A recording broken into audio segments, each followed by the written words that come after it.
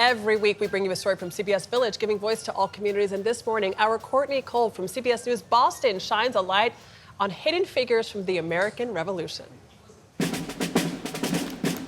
When you Google the American Revolution, you'll see images of soldiers like this. But what if I told you some of the patriots also looked like this? I think it's super important for people to understand that at the time of the American Revolution, the multiracial society of Black, Indigenous, mixed-race people were all here, so it was only natural when the revolution broke out that they all participated. Meet Joe Palumbo, a Concordian with a passion for history. Where does your passion come from? I grew up here, and when you grow up in a little town like this, they just pound the history into your head. But unfortunately, no one taught me any of these stories. No one taught me we had enslaved men and women living in Concord, fighting in the American Revolution, and building this country. Palumbo's official title is historical interpreter. He tells me Black and Indigenous men and women, both free and enslaved, participated in every single incident of the American Revolution. By the end of the war, we know that on the patriot side, over 5,000 men of color served.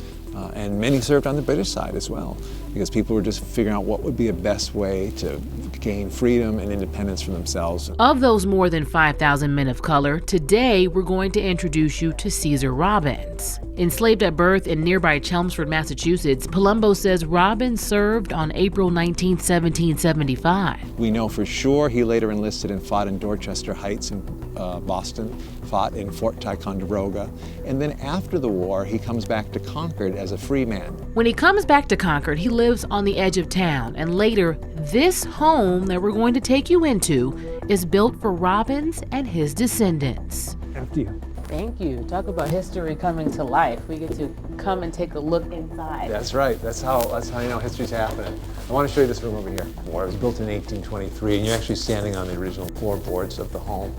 It was about a mile from here out in the woods in an area called the Great Field, because free Black Concordians were certainly not welcome to live in the center of towns. But the next side's the really interesting side. Ooh, we've got a family tree here. Yeah, so it just shows you how difficult it is to reconstruct the history of these various families. It's on this side of the house that we learn about Caesar's daughter Susan, her husband Jack Garrison, and their daughter Ellen Garrison, who went on to become an anti-slavery activist. I can only imagine 10 years from now what stories we'll be talking about that we don't know now. I know, as long as we have those people who keep digging, who want to know more, which is why it's so important that our viewers get to see this, because then it also maybe spurs someone who's watching to do some more digging. That's right. It's always there if you want to do the work. The next part of our journey takes us to the Old North Bridge, where the shot heard round the world was fired on April 19, 1775. This same bridge also has ties back to Caesar Robbins. That bridge got repaired after the American Revolution. When it was repaired, one of the men who worked on it that time was Caesar Robbins. And this time he was paid because he was a free man. So it shows you sort of the arc. That bridge symbolizes freedom. The hands of enslaved men helped build the bridge we celebrate freedom on. What is it like when you get to tell people this and they're hearing this part of history for the first time? I think the most common reaction I get is, why didn't anyone tell me? I didn't know. I wish I had known that. And then they go quickly to, who else can I tell? Who else should know about this? Oh, wow. Courtney Cole joins us now. Courtney, we're friends. I'm so happy to see you on our show. I know. Good morning. I was so excited. So was I. So we love that piece. That is the same original bridge from back then, number one. And number two, what's something else that didn't make it into your story?